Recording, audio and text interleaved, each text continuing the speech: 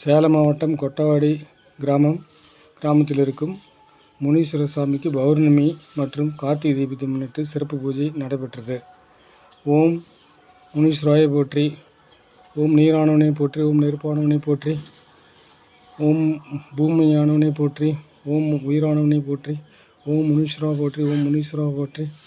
ஓம் நாககிருஷ்ண சாமியை போற்றி, ஓம் நாககிருஷ்ண சாமியை போற்றி, ஓம் நாககிருஷ்ண சாமியை போற்றி, ஓம் முனீஸ்வரா போற்றி, ஓம் முனீஸ்வரா போற்றி, ஓம் நீரானவனை போற்றி, ஓம் நெருப்பானவனை போற்றி, ஓம் பூமானவனை போற்றி, ஓம் அக்னியானவனை போற்றி,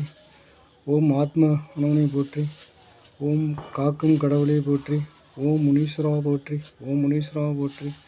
ஓம் முனீஸ்வரா போற்றி,